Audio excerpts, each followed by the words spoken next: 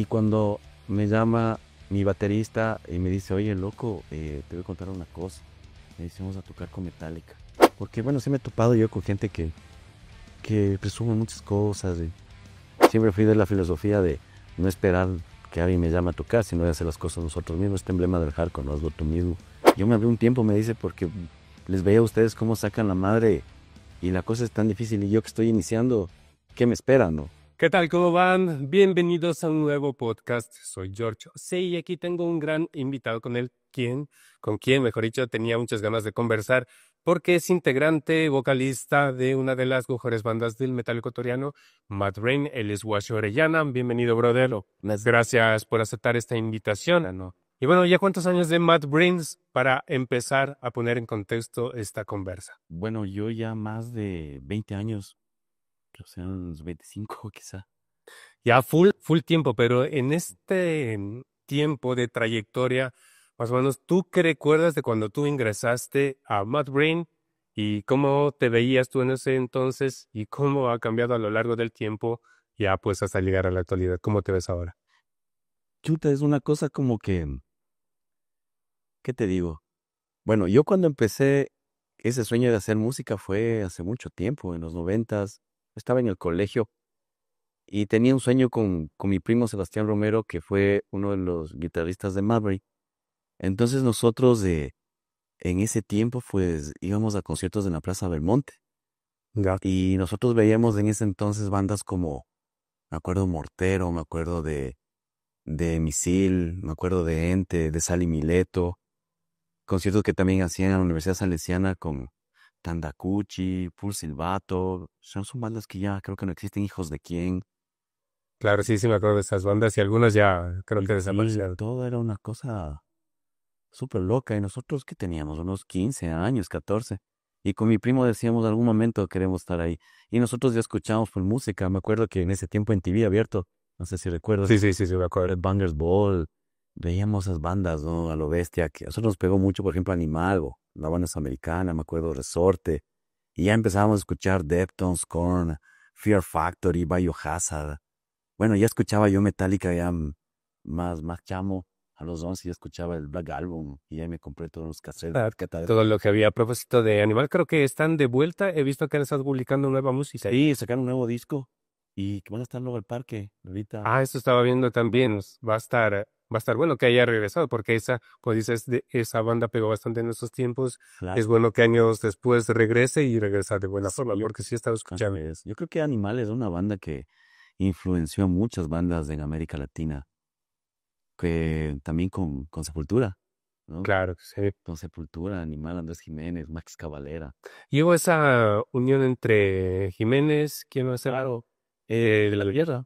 claro, de la Tierra, Ajá, tuvimos la oportunidad de conocer a De la con Tierra. Andreas Kisser Andreas Kisser, y el baterista de Maná, que nunca me acuerdo el nombre. claro, el Alex González, es el señor Flavio de Los Fabulosos, Alex González de Maná, Andreas Kisser Sepultura y Andrés Jiménez de Animal, ¿no? Es una bandota. Nosotros tocamos con ellos cuando vino la primera vez Metallica acá. Ahí les pudimos conocer, ahí tengo unas fotos, ahí te voy a mandar. Allá en el Metallica, la gira En el By Request, by Request, claro. ahí estuvimos, a ver, 2014.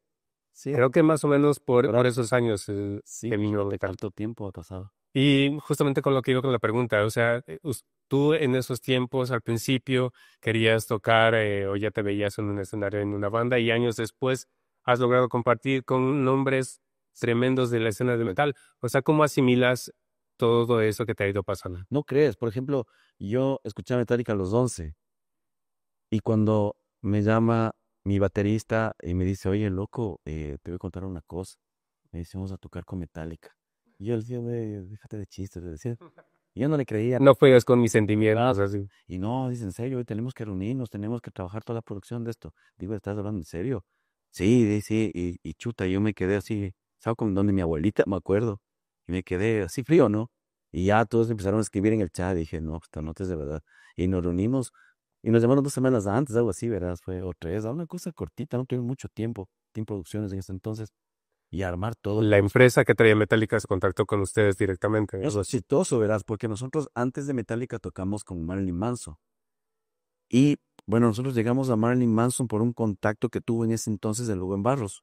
que fue pues bajista nuestro, gran amigo, ahora pues Total Death, pero siempre fue Total Death, con nosotros también ha estado muchos, muchos años. Ahí está medio dividido. Sí, es así como que mi hermano querido y entonces ahí tocamos con Marilyn Manson. Eso fue súper también chistoso porque llegamos, con nuestros equipos no había nada en el escenario, ¿no? Y tampoco estaban los técnicos, la gente de Marilyn Manson. Estamos ahí nosotros, bueno, con el Juan Pablo Rivas, que es otro crack bestial, músico y principalmente sonidista, ingeniero. Claro. Nosotros le queremos mucho como trabaja, es increíble. Entonces Juan Pablo dice, ya armemos todos, llevemos los amplis, no había nada. Y nos dice, vamos a tocar con Inears. Y en ese tiempo como que nosotros no tocábamos con Inears. Claro, no era muy frecuente lo que me acuerdo. Era lo caso porque tú escuchabas en los Inears, en los audífonos, y no teníamos monitores de piso. Y nosotros de ese tiempo era como que nos gustaba escuchar el sonido del ampli, del monitor. Acostumbrados a quedarnos sordos. Sí, pues así era, así como que así siempre fue, ¿no? Entonces nosotros tocamos ahí, probamos, y estaba un pana que se llama Diego Gaviria. Yeah. Él era, por muchos años de lo que después me enteré, el stage manager de Team Producciones. Pero la empresa que hizo lo de Marilyn Manson lo contrató a él. Y era un tipo que gritaba a todo el mundo, súper correcto. Acá es esto, aquí sí que. Entonces, nosotros probamos, él estuvo como que cachando lo que pasaba, ¿no? Bueno, entonces ya pasó, tocó una banda que abrió y Marilyn Manson no llegaba. No llegaba Marilyn Manson, no llegaba la gente de ellos. Y cuando ya nosotros íbamos a tocar, ya empecé a ver gente que llegaba a armar cosas por detrás y notas, ¿no? Y yo me acerqué al Diego Gaviria y íbamos a tocar. Y le digo, ¿cuántas canciones podemos tocar? Le digo, verás, ¿cuántas tienes? Le digo, tengo unas 6, unas 8. Toca lo que vos quieras, le dice, porque tus manes están armando todo. Pero está buenazo, le digo. Qué bacán. Y entonces ahí me acerco otra vez. Es lo que por lo general te dicen entre menos toques. Sí, Acá toca de baile. y le digo, hermano, pues será que apagan las luces. Y el concierto estaba retrasado. Nosotros tenemos a las 8, la hora que estaba planificada para que toque Marilyn. El concierto fue en el Rumiñahui. En el Rumiñahui. Eso, Y le digo al Diego, oye, hermano, ¿puedes apagar las luces cuando suba un tal de una vez? Súper buena onda. Y claro, pues, apaga las luces y la gente pensaba que eran Marilyn. que nos...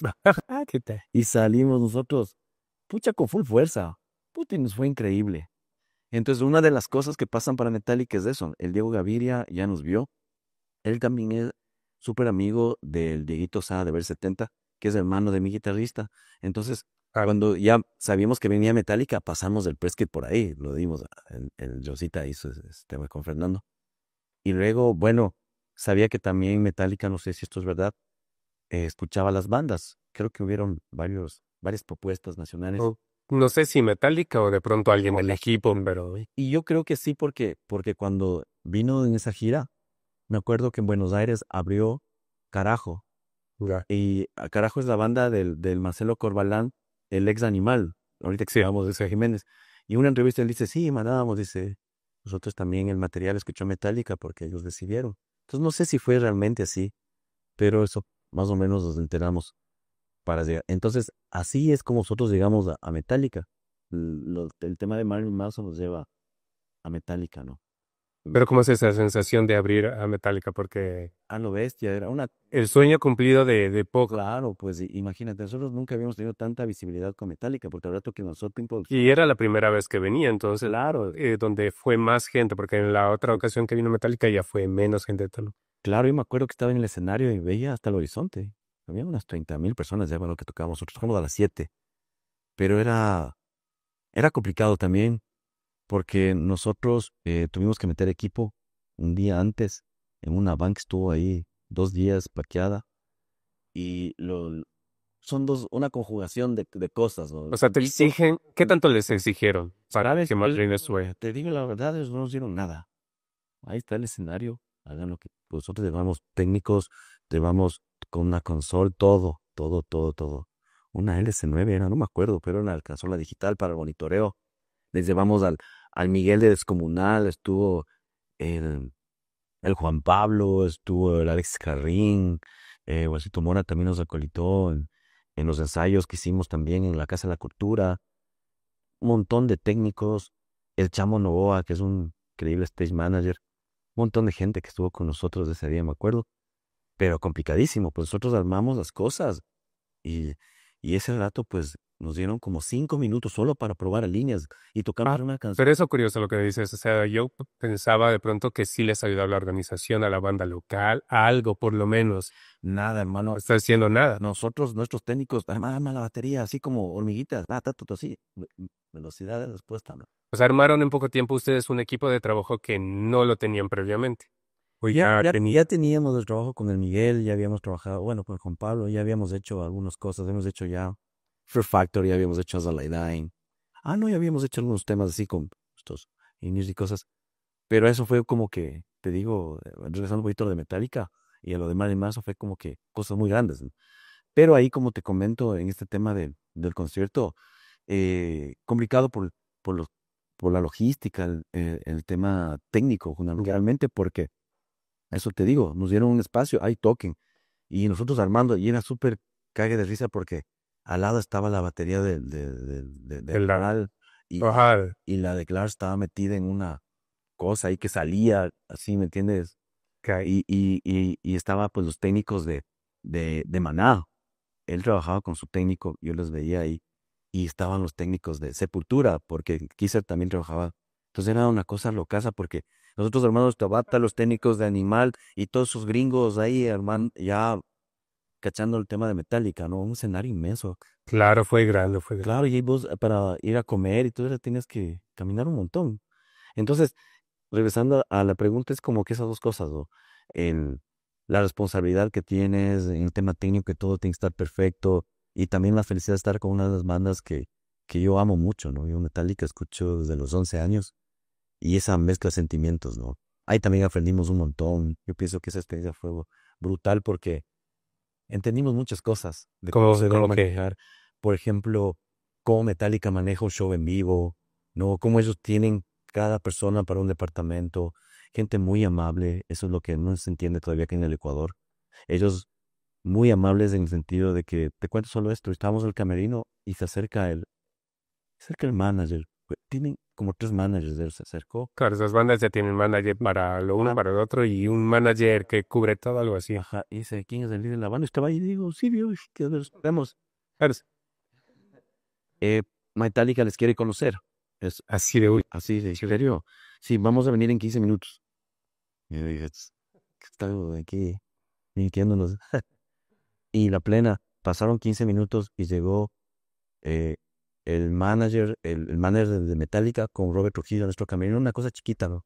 Chuta, y llegó Robert Trujillo, te hablo de la humildad, ¿no? Y Uy. nos llevaron a otra carpa y estaba Lars Ulrich y Kirk Hammett. Pero no le conocimos a James Hetfield. Pero imagínate ese tema de la humildad. Después vino el otro man y nos dijo, tienen un acceso total para que estén en el escenario. Y Metallica, súper bacán. Algo que dijo Lars Ulrich, me acuerdo.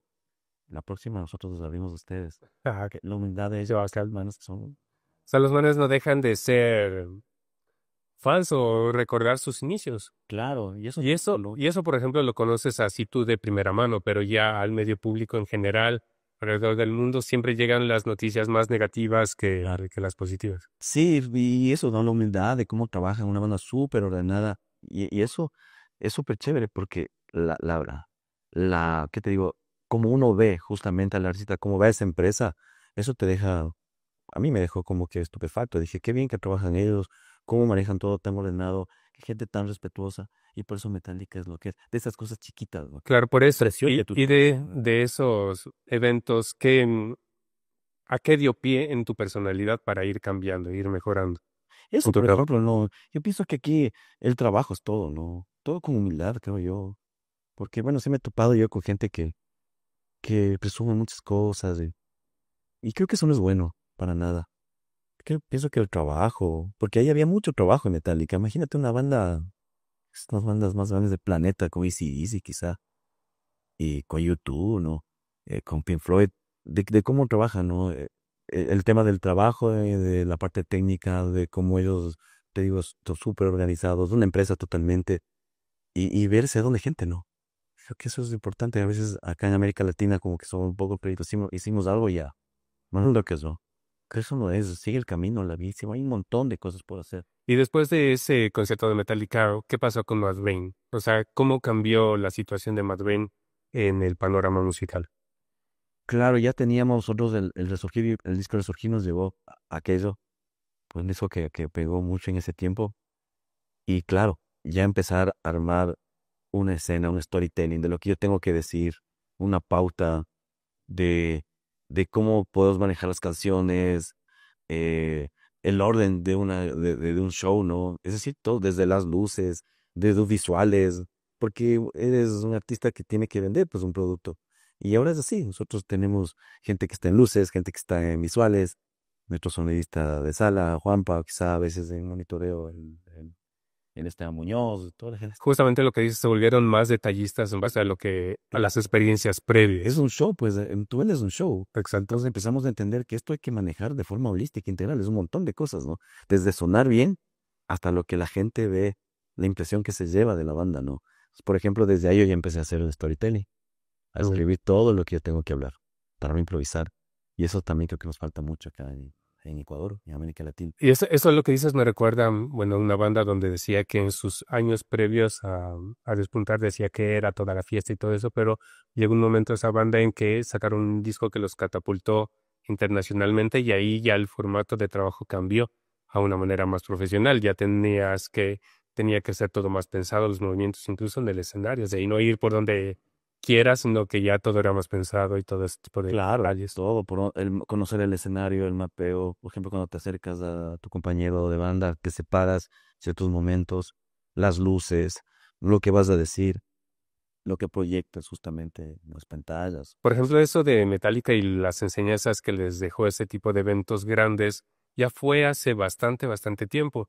¿Tú has visto en colegas tuyos en bandas con las cuales hayas compartido de nuestro medio que eso ya lo tengan más en cuenta, ese tipo de detalles al momento de dar un concierto y mucho más dar un show? Porque no es lo mismo tocar en un evento que ya planear un show completo. Sí, ya las bandas ahora se manejan de esa forma. Por ejemplo, Sarcoma, he visto que hace un show súper bacán, los mismos Descomunal, Poscaria que regresó, ya todos estamos así, ¿no? En esa onda.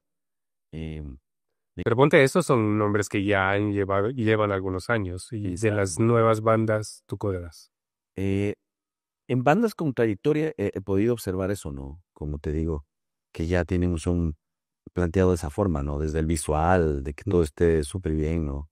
¿Qué más? Bandas de otros estilos, dentro, por ejemplo, Guardarraya o San Mileto, que tocamos con ellos hace 2 años en el back. Ahí veía, por ejemplo, Guardarraya tenía una historia por detrás y lo que él hablaba se relacionaba justamente con lo que observabas. San Mileto igual, como son ellos muy irreverentes, ¿no? Pero inclusive esa parte estaba con el show de ellos, ¿no? En el tema visual, todo como manejan. Una ¿Cuándo era? ¿Qué fue? En enero, me parece que fue el concierto de despedida de Sally Mileto. Dieron un último concierto en el Teatro Sucre, me parece. Solo los había visto dos veces en mi vida, sinceramente, con los Sally Mileto. Pero esta segunda vez a mí me dejó loco porque el show de... Bueno, era la despedida, mejor dicho, de Igor y Castro, de estar equivocado. Claro. Igor y Castro es el que se iba, pero a Igor y Casa como solista y ahí hubo invitados de Sally Mileto, la propuesta visual que dieron estuvo muy, muy buena, muy buena. Sí, y eso hace Y lo que dices, eso es un show ya completo. lo que dices, ¿no? Lo que dices, Dependiendo del concepto ah, de la banda, ¿no? Sí, sí, esas partes cosas a veces también existen. Mini Pony también he visto que hace eso increíble, ¿no? Ellos tienen secuenciado el show con las luces y todo. O sea, y así trabajan las bandas en Europa, las bandas grandes en América Latina. Y para eso tiene que ir ahora la música, ¿no? Está más tecnificado, ¿no? Esa cuestión. Ya, ahora los procesadores que se utilizan, todo va cambiando, ¿no? Minimalista, inclusive el tema, ¿no? Ahora. bueno, a nivel nacional, como que Matt Rain tiene su puesto muy bien ganado dentro de las bandas importantes del metal del Ecuador, pero por afuera, ¿cómo le ha ido? ¿Sabes que empezamos O ya? sea, ¿les pasa a ustedes de que nadie es profeta en su propia tierra o eso? Nosotros somos felices cuando tocamos aquí en Quito, la gente como nos apoya, Cuenca, Ibarra, es increíble, Ambato. Pero tuvimos la experiencia de estar en Buenos Aires con Inflames y fue increíble, te mostraba tus cámaras de ese video. cuando ya supimos que íbamos a tocar con Inflames, es una banda que nosotros amamos todos. Es una banda como que me influyó mucho, por ejemplo, en la composición de Resurgir. Entonces, bueno, sabíamos que bajaba Inflames de América Latina.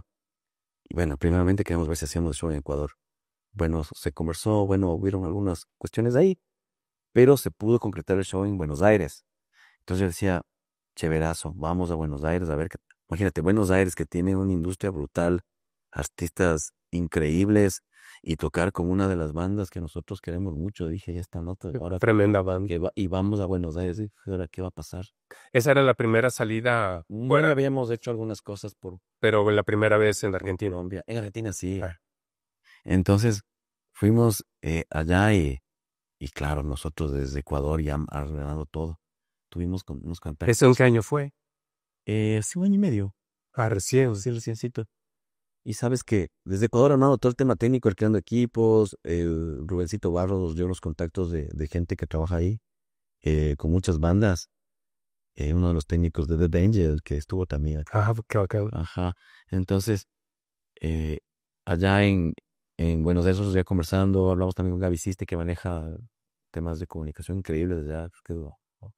Ella es, Es de, es de Argentina, o sea, ¿qué papel desempeña? ella hace medios. Entonces nosotros ya con ella hablamos y empezamos a hacer medios en Vorterix, en todos estos programas ya unas semanas antes de este show. Y entonces, bueno, ya como que para que la gente sepa, ¿no? Pero fue muy, muy bacán porque desde Ecuador ya empezamos a armar los equipos porque también ellos dijeron, acá hay estas cosas limitadas. Y nosotros llevamos algunas cosas de Ecuador y demás, nos llevamos al Juan Pablo, fue un primo también, Daniel Orellana, que es nuestro técnico también, el Luz, así un montón de cosas que nos acolita. Entonces fuimos como O sea, más el recurso humano se lo llevaron de... nos llevamos de aquí. Entonces fuimos allá a Buenos Aires y tocamos allá. Primeramente vimos a Viv, pero pudimos hablar con los promotores, venimos de Ecuador y todo, nos pusieron segundos antes de Influenza. Entonces, con toda esa presión, imagínate, en otro país, limitaciones también de los equipos, no pudimos ir a operar sonido, pero Juan Pablo era tan capo que se llegó, hizo prueba de líneas, entonces pedimos, ya están las líneas, dice, ya estamos. Se sentó a cachar esa consola, ya dice, ya estamos. Yo no estaba, mi micrófono me llevé. Entonces, el Juan Pablo también lo seteó y allá, imagínate, 220 desde allá, pues, desde con todo, desde esas cosas tan pequeñitas, ¿no? Entonces ahí nosotros ya tocó esta banda Inelement, que es de Buenos Aires a lo bestia, ahí subimos nosotros. Pero hasta ese momento, bueno, no había ningún contratiempo a nivel técnico. No, más bien yo un cable no llevé de Ecuador y ese dato era, ahora, ¿dónde saco este cable? Imagínate, ya no tengo cosas a nadie. Y un argentino me dice, tache viejo, ándate por acá, y digo, pucha, ahora cómo, ya estábamos.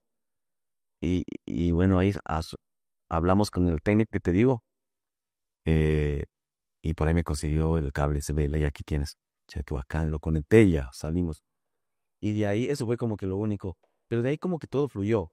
De ahí subimos al escenario y dijimos, Antes de que nos cuentes lo del escenario, ¿ustedes veían, ya de pronto identificaban personas que conocían a Matt Rain o todo era un panorama nuevo? nuevo, totalmente nuevo. Nosotros salíamos a comer y ya la gente diciendo, cola, ¿quiénes son? Órganos para ahogar. Y, y claro, pues en un camerino estábamos nosotros, pero nadie sabía de Ecuador. No creo que no conocen mucho de Ecuador allá, sino como te comentaba en Santiago nos pasó que sí, había gente que era de JJ, pero no sabían, como que ni cachaban, creo que había blog acá. Entonces, fue así, a lo que ya nadie nos conocía, pero ya estábamos en medios ahí sonando. ¿Y eso les quitaba un poco de presión al momento de el concierto, que de pronto no les conozcan? Yo creo que sí juega eso mucho, ¿no? Pero nosotros sí, venimos de tan lejos. Acá, hacer una cosa a medias, aquí dejemos todo. Y yo siempre me subo así a un escenario. Claro, ok. Vamos con todo. Y tocamos media hora nomás. Pero teníamos todo listo en las canciones, lo que iba a decir. Y ya estaba una pauta. Eso me parece curioso, lo que dices. Tocamos media hora nomás, pero esa media hora nomás implicó bastante trabajo previo. Sí, pues de meses de atrás, ¿no? Claro, para media hora trabajo de Y meses. eso es a veces que no somos conscientes o también, bueno, a veces también incluyo de no ser conscientes de que para llegar a cierto punto hay mucho esfuerzo detrás, Claro, mucho tiempo. muchísimo, muchísimo. Por eso yo valoro mucho a los artistas. Es increíble, ¿no? Y luego de esa presentación en Argentina, ¿se les abrió otro tipo de puertas en ese país o en otros Sí, lugares? sí, sí. Y bueno, claro, de ahí fuimos bueno, después tocamos en Santiago con Agnostic Front, que es otra banda a lo bestia de hardcore. Pero en Buenos Aires nos fue increíble porque tocamos, me bajé al público y nosotros así, súper lanzados con la gente, tocando con full energía. Yo decía, estamos acá. Y la gente argentina es como en los videos que nos muestran que es súper efusiva, Poco la gente, yo tenemos una canción, sentía la energía. Entonces yo mucho siento, ¿no? Dije, bacán, vamos, y saltamos y Buenos Aires y también, ¿no? Había correspondencia en ese sentido. Entonces ya veía que la gente estaba entregándose de a poco y luego ya empezaron a moshear y a saltar todos y una canción de Suki, yo hago un World of Death, me bajé con la gente y eso fue lo bestia, la gente se abrió y saltaron y todo y la gente qué bacán. y cuando ya nos fuimos en Buenos Aires, ole, madre, nosotros agradecidos. Qué jugador este Alcas. Y todo, desde las camisetas, porque también, oye, llevamos camisetas de Ecuador, ¿dónde está tela de bicho viejo? La perspectiva cambió totalmente después del Sí, concierto. Ahí sí, y salimos un rato ya a descansar, después ya, antes de que toquen Flames, porque hubo un tiempo ahí prudente, pues son los ecuatorianos, decía, puta, increíble, que cuando llegó nuestra banda también lo que salimos, se acercaron la gente a tomar sus fotos, fue súper bacán Buenos Aires, una experiencia súper chévere. Y eso, claro, abierto este año, queremos regresar a Buenos Aires, vamos a ver cómo estamos armando cosas. Luego nos llamaron a más shows, no pudimos ir, bueno, también no hubo ahí un chance de ir a tocar pero bueno. con otra banda. Bueno, nos has contado de experiencias muy importantes que Matt Rain ha tenido, bueno, por lo tanto tú también has tenido, pero sería interesante para mí también saber el detrás de todo eso, no solo de las experiencias a nivel técnico, de la adrenalina que se tiene al momento de enfrentar ese tipo de shows, sino al punto de la gestión, porque conversábamos de que pronto a ustedes les ha tocado ese proceso, otras bandas tendrán otro tipo de procesos, pero pienso que todos van a querer llegar al mismo punto de ser conocidos, de que su música trascienda las fronteras del lugar en donde estén. Pero ustedes, ¿cómo gestionan esas actividades ya? Como que para tener eso, poder cumplir esos objetivos que, bueno, los han cumplido así de buena manera. Sabes que, primeramente, yo creo que la disciplina, el trabajo es fundamental. Nada va a pasar así porque sí. En América Latina es muy difícil. A ver, vamos por ese punto de la disciplina. Eh, ¿Tú consideras que, por ejemplo, nuestra escena, en este caso de Ecuador, no tiene tanta disciplina al momento de mantenerse, de hacer las cosas? Sí, porque es todo un montón de cosas. Te digo, por ejemplo, acá en Ecuador a veces tenemos esa idiosincrasia, y te hablo de cosas chiquitas, ¿no? La hora ecuatoriana, ¿no? A veces la misma gente con la que trabajas, por ejemplo, temas de equipos, un montón de cosas, ¿no? Que vos te das cuenta que no funciona. Y es por eso, es todo lo que está detrás, ¿no? A veces, como te digo, tienes un proveedor de sonido, tienes alguien que estás trabajando, yo qué sé, la mercadería de la banda y a veces no te entregan cuando es, a veces hay pretextos, cosas absurdas. Y otra cosa que hablamos una vez con Robercito Barros en un podcast igualmente, es que la gente no quiere dejar de hacer las cosas, ¿cómo te explico? Dejar algo por esto, ¿no? El precio que tiene realmente aquello, ¿no? De invertir, de tiempo, muchas de las veces hasta dejar a un lado la familia, ¿no? Entonces el entender esto que se convierte básicamente como una profesión, no creo que se concibe aún del todo en América Latina, ¿no? Y claro, y después pasa algo y te echan la culpa. Oh, Y eso aplica para cualquier objetivo importante que quieras lograr, ¿no? Que tienes que sacrificar algo, no va a venir así de fácil. Y imagínate en la música de por sí, y en nuestro medio. claro que es difícil, aquí toca luchar contra corriente, aquí, como te decía en el concierto, hicimos un concierto que estuviste presente, yo decía, esto hay que hacer para revivir la escena, de que la gente sepa que estamos vivos, que estamos haciendo cosas. Siempre fui de la filosofía de no esperar que alguien me llame a tocar, sino de hacer las cosas nosotros mismos. Este emblema del hardcore, no hazlo tú mismo. Y eso es lo que siempre hemos pensado. Yo cuando empezamos con Mallory, nosotros éramos de los manes que íbamos a hablar en los bares, denos chance. Ahora, ¿cómo hacemos por los afiches? Saquemos copias o vamos a la central por ahí, por la América y hablemos a ver si nos dan un auspicio para sacar unos 100, 200 afiches y con eso poder empapelar la ciudad y que la gente se entere que estamos tocando. Esos procesos son interesantes. Y así creo que la gente nos fue conociendo. Por ejemplo, nosotros, cuando empecé yo con Mami mismo, 8 panas, imagínate. Entonces yo decía que hay que hacer algo. Nos unimos con los SIC, justamente con otros hermanos de Penta que nos van a estar regresando, grandes amigos. Y con ellos empezamos pues a hacer conciertos. Me acuerdo de un lugar que se llama el X Bar. Tocamos también en un bar que tenía la de la Luna. Y así espacios que estaban, íbamos a hablar nosotros mismos, gestionando todo con nuestros equipos, a ver quién lleva esto, güey, a ver, armemos todo.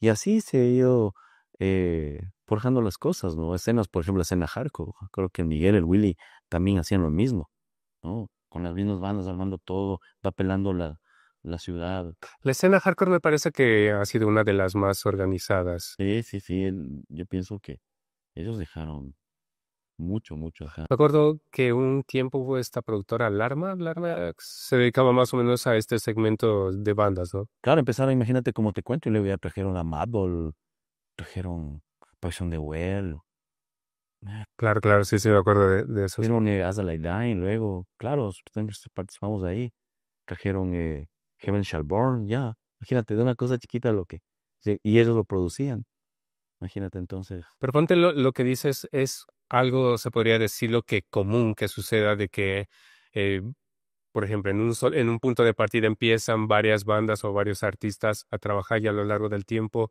pocos son los que se van manteniendo.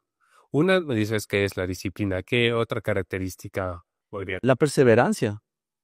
Yo, por ejemplo, he visto en Madrid que mucha gente ha salido por temas personales, o dicen, ya no sirve esto, ya, ¿para qué? Panas míos que dicen, no, ya me quiero tocar porque aquí es muy difícil, sigo lo mismo, no pasa nada. Y a veces él me decía, un pana de la Silvia, que regresó a tocar y estuvo en el festival que hicimos. Yo me abrí un tiempo, me dice, porque les veía a ustedes cómo sacan la madre y la cosa es tan difícil y yo que estoy iniciando, ¿qué me espera, no? Entonces yo pienso que la perseverancia es importante, no más de la disciplina, el saber organizarse también con una banda, que cada uno tenga una función, porque aquí nos toca hacer de todo, desde producir, desde hacer el lobby, desde hacer el booking, y buscar también gente que te pueda ayudar, ¿no? Por ejemplo, ahora tenemos personas que nos ayudan, Cevita está a cargo del tema de comunicación, o sea, yo me encargo de temas del booking, el Félix también acolita ahí en ese tema, el Juan Fernando en tema de producción musical, cada uno se encarga de algo, ¿no? Porque es muy difícil hacer todo. Entonces así, ¿no? De reuniones, de hablar con los productores, de hablar con los promotores, organizarse, ¿no? Que son cositas que te llevan tiempo, pero si es que no existen, no. Por ejemplo, veía en internet justamente en una entrevista, la presentadora le preguntaba a un artista clásico de aquí, del Ecuador, de pop, le decía, justamente conversaban de esta situación. Entonces le preguntaba sobre qué tendría que hacer un artista para sobresalir, pues, con su carrera, y él le decía comprarse un boleto e irse a otro lado. ¿Tú cómo ves ese tipo de percepción? Quizá puede ser, pero yo le veo desde otro punto de vista, ¿no? Yo, una de las metas que yo tengo y les digo a los chicos, y alguna vez escribimos en papel, es que Marvin sea un referente también del metal sudamericano, ¿no? Y por eso cantamos en español, si no, él hiciera en inglés, eso me parece mucho más bacán, ¿no? Una banda eh, que tenga como que esa esencia, ¿no? De lo que somos realmente nosotros. Yo sé que el metal es más como que te digo, más anglosajón o occidental, pero también le metemos nuestro toque, ¿no? Y eso me parece súper chévere, que podamos salir desde Ecuador hacia afuera, ¿no? Quizá nos llegara a ser como Metallica, porque, bueno, son otras dinámicas, son otras realidades, pero sí llegar, pues que nuestra música pueda trascender como ecuatorianos y que la gente conozca, es lo que te contaba de Argentina. La gente, mucha, decía, oye, ahí está pasando algo. Y yo decía, sí, algo creo que estamos haciendo bien. Ahora, por ejemplo, hablando de este punto de trascendencia de la banda de McBain, todos los objetivos que han ido consiguiendo, ¿ustedes se los plantean solamente a nivel artístico o de una manera más empresarial? Y esto ya se considera que tiene que ver una parte económica también para que pueda mantenerse la empresa. ¿Ustedes cómo toman? ¿Sabes que es difícil vivir de la música? A lo menos del metal es muy difícil. Por ejemplo, tengo panas que hacen metal o tienen sus proyectos, pero hacen otras cosas de la música, dan clases, hacen homenajes y demás. Sí tengo panas que viven de la música, pero del metal totalmente no. Yo pienso que en el Ecuador es muy difícil. Por ejemplo, Ecuador para nosotros es una plataforma porque de aquí sí, hay shows que son pagados y demás, y con eso pues hacemos que eso funcione, ¿no? Inversión en videos, el manejo de redes, yo qué sé, sacar mercadería, de tener un backup ahí económico para grabar un disco. Ecuador nos ayuda a eso, ¿no? Pero de ahí decirte que se pueda vivir totalmente de la música, a lo menos en el metal, creo que es muy difícil, ¿no? Creo que es muy complicado aquel. Ajá. ¿Y tú has tenido la oportunidad de conversar con colegas tuyos, no de aquí, de nuestro medio, sino de otros países donde sí hay una industria musical y todo eso, plantearle estos puntos de vista que nosotros tenemos y qué es lo que piensan ellos? Es muy parecido, ¿verdad? Yo hablaba con el Negrito, el vocalista de Koji Kabuto, no sé si escuchaste alguna vez Koji Kabuto, hablaba con el Negrito y él me decía, sí, de aquí pasa lo mismo. Allá las bandas colombianas, es que bandas de metal que puedan vivir de esto, no hay, quizá muchas, pero tú ves que hay unos monstruos ahí. Tienes a Juanes, tienes a Shakira, tienes a Carlos Vives, pero es en otros Claro. géneros. Pero de metal, metal, y por lo que he estado también allá en eventos y cosas, shows que hemos hecho, es la realidad muy parecida. No es que allá las bandas viven realmente de esto, ¿no? Y pienso que es una constante en América Latina. Las bandas no es que viven o en el Perú, no conozco cómo es el movimiento allá, pero pienso que es muy, muy similar.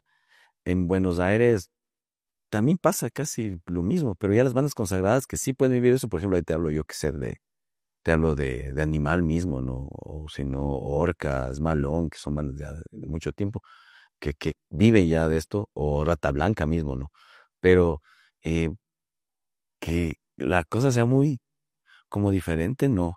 Inclusive hay una banda que se llama Kimaira, no sé si escuchaste una banda, es una banda de Estados Unidos, tremenda banda, era como de este metal como medio metalcore, ahí hardcore a ratos.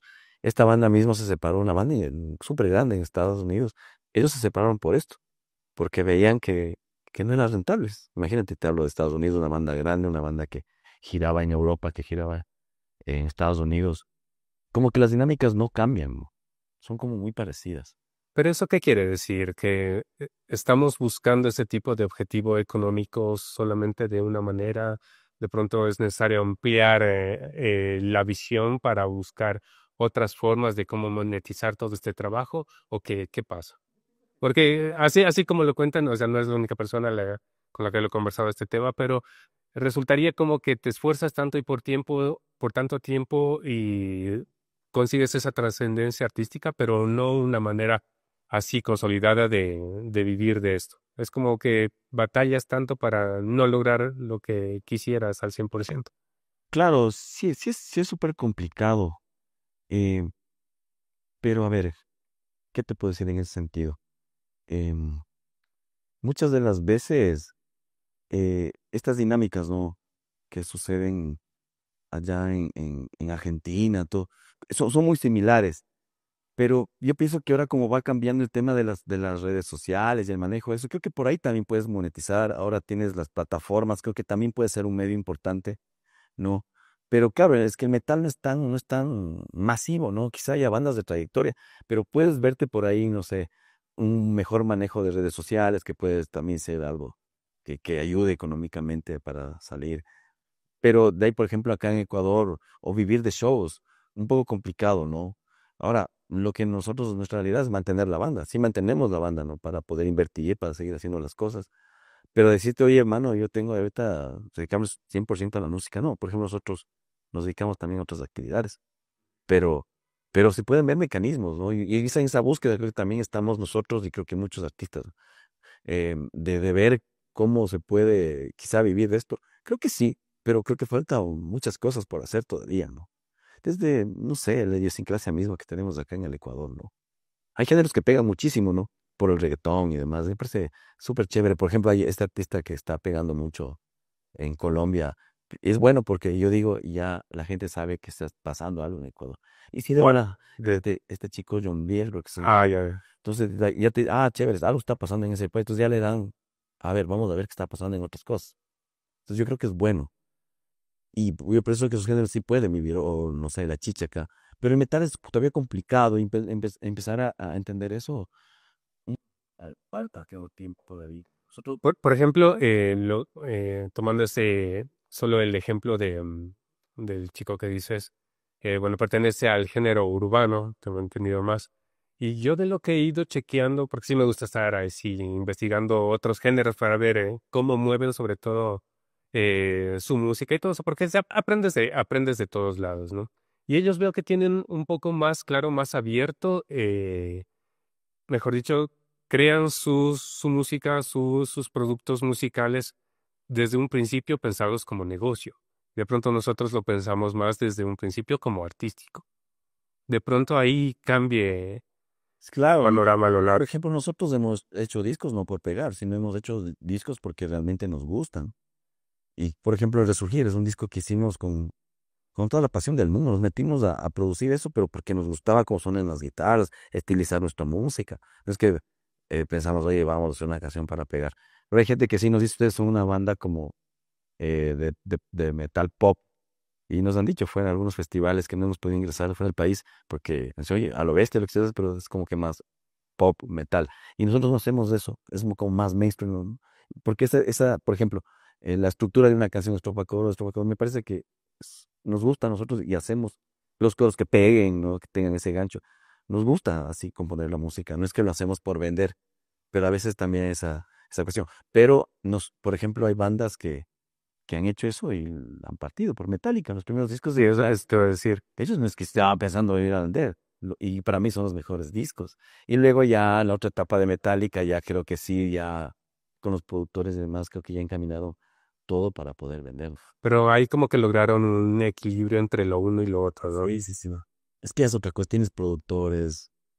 Por ejemplo, vi algo hace un tiempo este tema cuando hacen el Black Album, el, que déjame ver un solazo ahí. Eso no va. Me hicieron que corten y le decían, no, esto tiene que ser así. Y te quedas como que, oye, ¿cómo así? Es romperte a ti mismo, ¿no?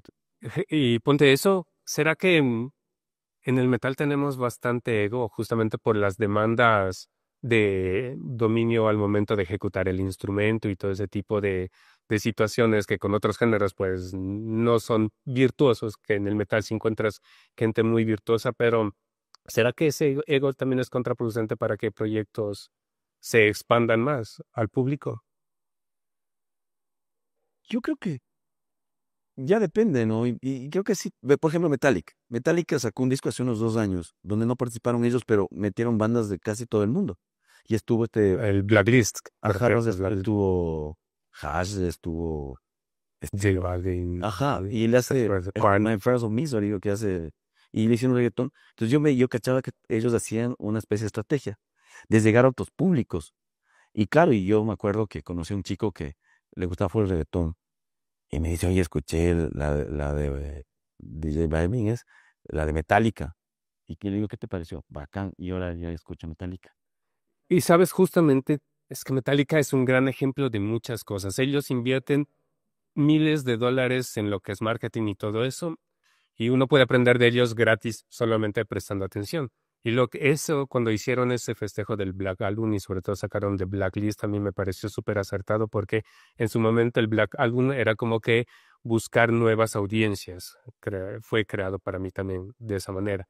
Y esta vez era como tomar esa misma idea años después y con este de Blacklist a través de otros géneros musicales que conocen la Metallica, que gustan de la música de Metallica, también llegar a otro público. Joven.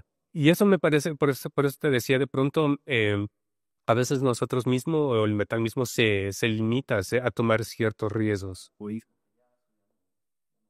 Y así McBrain, ¿cómo piensa de pronto expandirse más? Porque material, los recursos artísticos. Sí, nosotros creemos, si algo nos suena bien y que podemos meterlo y se puede producir, lo hacemos. Por ejemplo, hay una banda que me gusta mucho, que ando escuchando, se llama Sleep Token. Ellos son ingleses. Es una banda que está rompiéndole en el mundo. Y ellos es como un metal teatral, también no se disfrazan y todo. Y el nuevo disco que lo lanzaron licenciado hace unas semanas tiene pasajes de son de reggaetón y son ingleses. Y es súper pop la voz y a ratos tienen unas guitarras súper pesadas. No sé qué afinación que está, pero son guitarras de 8 cuerdas. Y el batero es un capo, ¿no? Y súper pesado a ratos y luego súper pop y luego meten estos recursos. Y para llegar a masificar la música. Ahorita que dices, había hace un par de años, creo que más o menos, una banda llamada Nanowar, algo así creo que se llama. También sacó una versión de reggaetón metalizado. O sea, suena gracioso. Bueno, al menos cuando salió esa canción, o sea, uno dice, ah, qué cague de risa, qué chistoso. Pero de poco en poco como que iban rompiendo ciertas limitaciones de experimentación sonora, porque al final uno va mezclando cosas y a ver qué resulta, ¿no? ¿Y ustedes para sus futuras producciones piensan innovar su sonido y ya característico? Sí, ahorita estamos en esa lucha, ¿no? Por ejemplo, este disco, vamos a sacar un nuevo disco, estamos empezando a componer y tenemos una mente súper chévere que nuestro guitarrista Nicolás, que es un joven, y él dice, no, hay que hacer esto, entonces vamos a empezar a producir con él, pero tampoco vamos a perder la esencia, ¿no? Y él dice, metamos estas otras cosas. Y a veces cuando estamos con Fernando es como que, oye, ¿por qué? Es como que también llegas a un conflicto y no, ¿cómo hacemos a meter este tipo de cosas? Pero estamos en esa búsqueda, ¿no? Yo pienso que va a ser súper interesante algo nuevo de Madeleine porque siempre en cada disco queremos algo diferente. Y ponte algunas bandas, cuando llegan a ese punto de desequilibrio, como que sí se vuelve necesario sacar por lo menos un disco de experimentación sobre lo que ya han venido haciendo, por lo menos para ver qué pasa. Sí, el Inmutable, por ejemplo, este último disco es eso, es un disco un poco más soft, no es un disco tan pesado, pero tiene unos pasajes súper chéveres, hemos analizado como músicos, oye, qué bacán lo que están haciendo ahora, pero también es experimentar con la música. No somos una banda de metal extremo, pero tampoco somos una banda de pop totalmente, pero nos gusta. Si algo nos parece del pop que podemos recuperar nuestra música, lo hacemos. Si tenemos que meter algo súper pesado, una guitarra, no sé, como te digo, que suene con mucho cuerpo y por ahí grubera, o algo, una digitación ahí media trashera, lo hacemos. De hecho, en este último es que tenemos esos pasajes también medio trash a ratos. Y luego super pop, quizá un coro, por ejemplo, un mal recuerdo, cosas así, ¿no? Y es chévere porque llega a todo el mundo. Y a mí me ha escrito mucha gente que casi no escucha metal. Oye, qué bacán esa canción. Está buenísimo porque nunca nosotros lo concebimos, lo pensamos para que pues si no, lo hicimos porque nos gusta. No lo concebimos para que, oye, escuche esta persona, es otro. No, sino que se Yo leí eso primero. nunca se Y eso es bacán porque creo que tienes mucha, ¿cómo te explico ahí? Eres como que honesto, ¿no? Haces lo que te gusta. Pero obviamente, cuando ya llega un productor, quizá eso te puede cambiar totalmente y a muchos músicos no nos puede gustar. Pero si ya le quieres concebir la música para vender, más. Bueno, es que también si contratas un productor, estás pagando para que te, por lo menos te contradiga en lo que propones. Y es comercial. Como hablábamos con Rubén también, eh, una taza, si vendes una taza de una banda, estás vendiendo, estás siendo comercial. Vendes una camiseta, vendes un disco, vendes algo o ya te pagan por ahí, yo que sé, en alguna plataforma, Spotify, ya estás empezando a hacer comercio con tu banda, estás vendiendo algo. Pero Pareciera que eso lo había conversado con otras personas, que nos falta al menos ser mejores negociadores o mejores vendedores. Porque somos como que artistas buenísimos y todo eso, pero para vender, qué más. Hasta vergüenza. Yo cacho que en esta era más digital de exponerse y todo eso, muchas bandas que tienen buenos proyectos, como que les da cringe exponerse y todo eso, entonces se están perdiendo oportunidades. claro, yo pienso que eso se debería explotar. Y eso te digo, nos toca a nosotros hasta leer, a ver cómo puedo hacer esto, otro, cómo puedo seguir creciendo en el tema de exposición con plataformas, manejar el mismo manejo de redes es una cosa Traje. claro, y por ejemplo tenemos a Sebastián que trabaja, y es que esto es así, es así cocinado, la monetización es así, el canal de Malven tenían que haber creado de esta forma, porque, por ejemplo, nosotros, te cuento, hemos perdido también dinero, porque no sabíamos cómo manejar realmente eso. Nosotros ahí sube, hay que ven, pero hay algo por detrás, ¿no? Pues así hacen plata, por ejemplo, la gente que es los famosos, estos creadores de contenido, hacen eso, saben cómo manejar las páginas, cómo hacer un video, cómo monetizar y toda esa cosa. Y verás que, o sea, en sí no es nuevo, y eso lo he conversado con otras personas, todo esto no es nuevo porque si regresas a décadas, yo qué sé, en especial a los 80, ves a esas bandas desde entonces generando bastante contenido, justamente para vender, mostrarse, solo que con herramientas distintas a las que tenemos ahora. Yo he visto, por ejemplo, solo con los Kiss, teniendo en cuenta los Kiss. cómo vendían, cómo se exponían, creaban documentales, creaban comerciales. La cosa es ir mostrándose. Y ellos ya tenían otra visión de negocio de todo lo que estaban haciendo.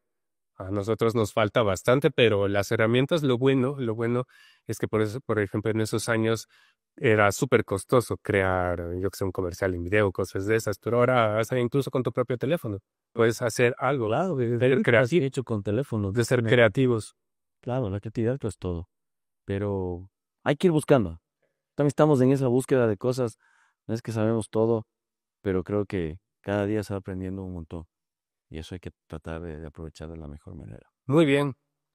Aquí estamos conversando con Eliana de los Mad Brain, una interesante charla. Les recuerdo que los podcasts de uno a uno, bueno, así se llaman, ¿no? Lo había dicho antes, el programa se llama Uno a Uno Podcast. También van a estar disponibles los capítulos en Spotify. Y por supuesto, en la descripción de este video les voy a dejar una lista con toda la programación de aquí, de mi canal, porque tenemos el segmento de coleccionistas, para guitarristas, hay otro tipo de contenido que pienso que les puede interesar. Muchísimas gracias, Guacho, por conversar. Qué bueno verte a los tiempos también. Bueno, a los años conversar, porque de ahí nos vimos en el concierto. Ahí les voy a dejar también en la descripción el enlace de Mad Brain para que chequen su música. Es una banda tremenda que si no lo conocían, en serio, totalmente recomendado. Ya nos estaremos viendo en una próxima. Cuídense. Chao, chao.